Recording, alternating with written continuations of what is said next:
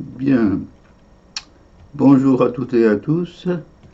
Nous reprenons le cours de finance avec la section 6, l'Allemagne. Alors, j'ai dans ce domaine l'affaire de la célèbre amende infligée à la Deutsche Bank, et après on fera dans un quatrième paragraphe la comparaison de la France et de l'Allemagne. Donc on va voir les faits, l'amende, et la Deutsche Bank se relève. Le plan plus détaillé, voilà. C'est une amende de 12 milliards, hein. C'est fantastique. Ouais. Vous pourrez revoir le plan en arrêtant la vidéo. Donc, ah,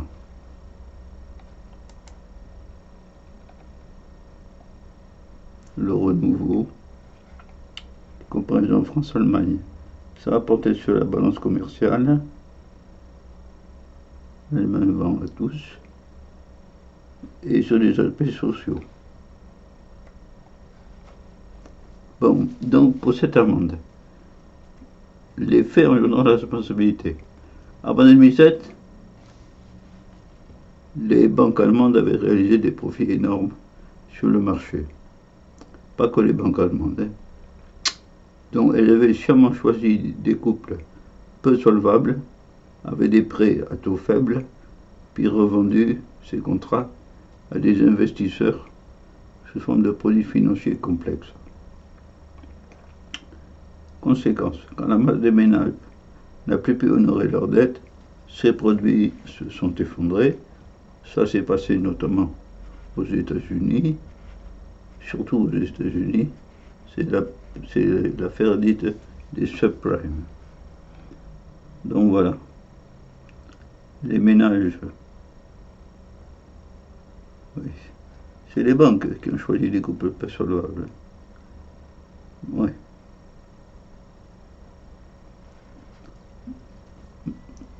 En résumé, à la suite de l'affaire des prêts hypothécaires subprime, les banques, dont la Deutsche Bank, doivent faire face à des amendes astronomiques, mais proportionnées à leurs profits. Oui. Amende de 12 milliards en exception de poursuite. Le ministère de la Justice USA inflige à la Deutsche Bank, vous remarquez l'internationalisation des sanctions, là, une amende de 2,5 milliards d'euros pour passer l'éponge sur les malversations au cours des années 2005 et 2007 pour les prêts hypothécaires subprime. Oui, voilà. Qui a privé de leur logement des millions d'Américains, des couples pour la plupart. Le droit américain permet ainsi d'éteindre les poursuites. On indemnise et les poursuites sont éteintes. Voilà. 12,5 milliards d'euros. Sinon, ça aurait fait une masse énorme de contentieux à gérer.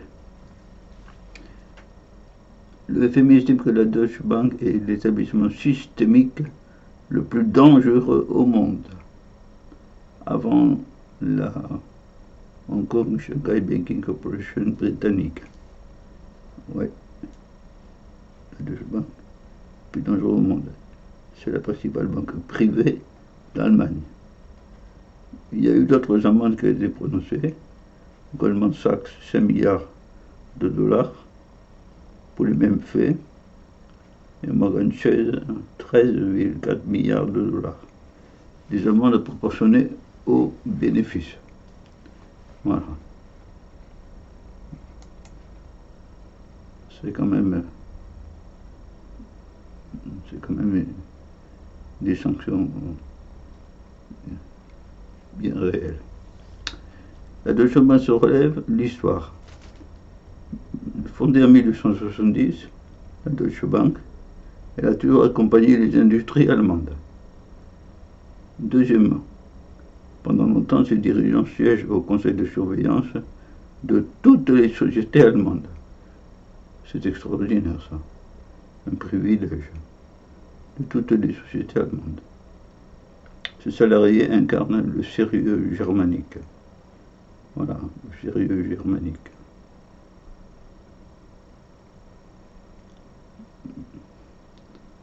Voilà la carte de l'Allemagne avec les principales industries, BMW là, Volkswagen ici, etc. Voilà. Le récit des changements. 1990. Dès 1990, la Deutsche Bank admire la culture anglo-saxonne de l'argent. Bon, le sérieux germanique admire la culture anglo-saxonne. Elle se met à acheter des banques en Grande-Bretagne. En 1995, elle débauche et donne Edson Mitchell, Merrill Lynch, avec une cinquantaine de traders. Oui, le Bank of America. Oui.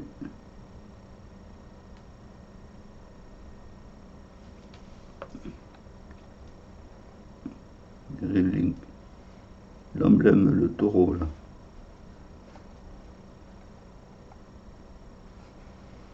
Quatrièmement, 1999, elle achète la banque américaine Bank Trust, ce qui coûtera plusieurs milliards d'euros de dépréciation. Échec cuisant. Eh ben, comme quoi les plus grands peuvent se tromper aussi. Quand on achète une banque, c'est bien étonnant qu'on se trompe.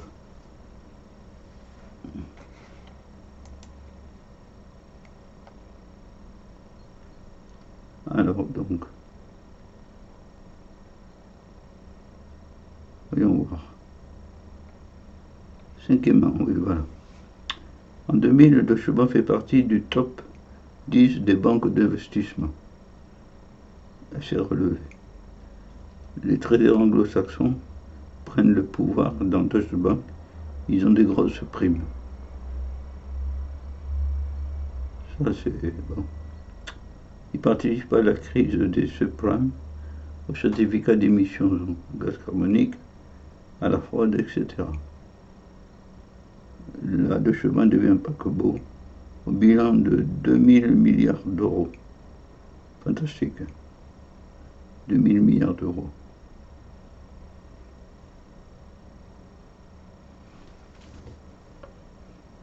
Donc, parfaitement redressé.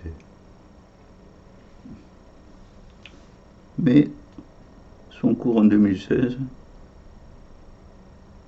donc, est celui d'un dixième de celui de 2007.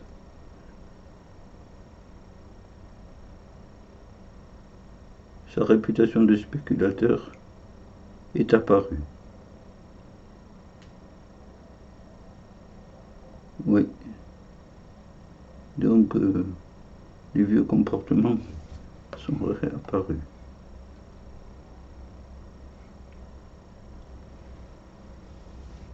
Le renouveau, 2015, ça va un peu mieux, l'abcès est crevé. Deuxièmement, le nouveau PDG, un Anglais, déprécie le capital à sa juste valeur. En 2016, la Deutsche Bank refait des bénéfices raisonnables. Mais elle attend l'épée de Damoclès, l'amende des USA, pour la participation au subprime, 14 milliards d'euros, on l'a vu plus haut. Mais il y a des hauts et des bas. Là, c'est un petit renouveau, sous réserve de la main. Et après cette grande crise de la Deutsche Bank. Comparaison France-Allemagne. Une petite comparaison. Voilà. La Banque commerciale française est déficitaire de 25 milliards d'euros. Celle de l'Allemagne est excédentaire. C'est quand même extraordinaire pour la France. Déficit de 25 milliards d'euros. Les Allemands vendent beaucoup en Chine, mais aussi en Europe de l'Est. Ils vendent davantage aux Français que ceux-ci ne leur vendent. Ouais.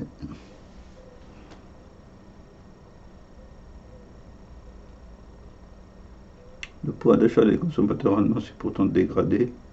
C'est une question politique. Le développement de la pauvreté notamment. On le voit sur cette image.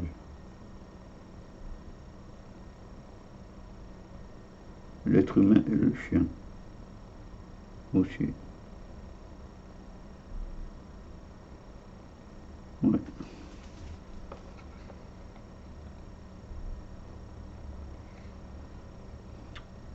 C'est tout ce que j'ai dans l'actualité à la date de publication de ce module sur l'Allemagne. Maintenant, nous allons passer au Japon. Il n'y aura pas énormément de choses, mais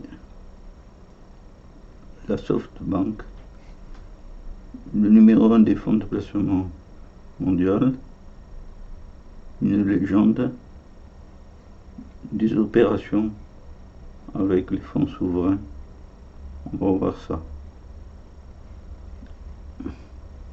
Alors, le Japon. Le numéro 1 des fonds de placement mondial, les Japonais. SoftBank, le patron, voilà, Masayoshi. Oui, le Japonais SoftBank. Légende. Sa légende est née en 2000, lors de l'achat de 32% d'Alibaba. Alibaba, la fameuse réussite avec Jack Ma, voilà, introduit en bourse, etc. Donc sa légende est née d'Alibaba, parce qu'il a acheté. Ce conglomérat financier investit des dizaines de milliards de dollars dans des startups. Eh bien, il y a énormément d'argent qui est en cause. Des dizaines de milliards. Puisqu'un milliard, ce serait énorme. Mais des dizaines, c'est encore fabuleux. Taux d'intérêt, le retour sur investissement, 30%. C'est énorme. Même 60% pour SoftBank en termes de valorisation portefeuille, pas en mise sur le marché. D'accord.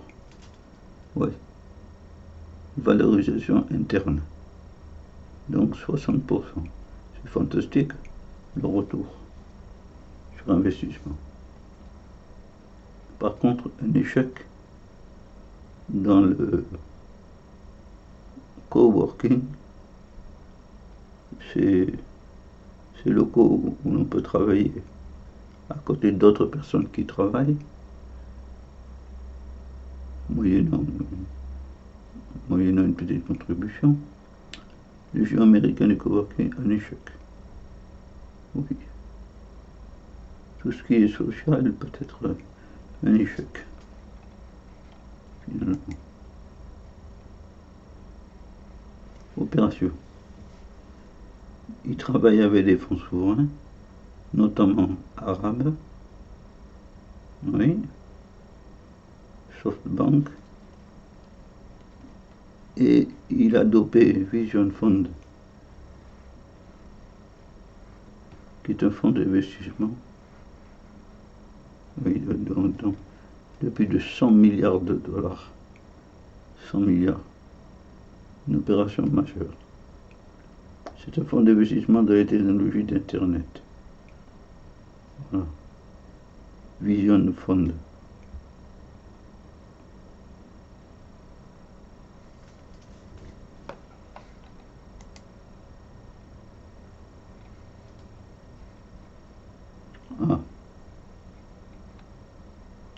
Nous venons de parcourir ce point-là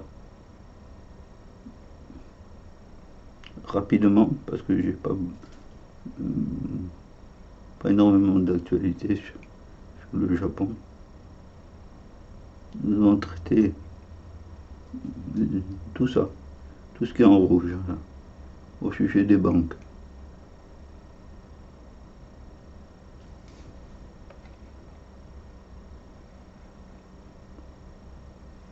Après avoir vu les fondamentaux, les notions sur les actions et les assurances, les banques, nous passons au programme 4 qui sera la bourse.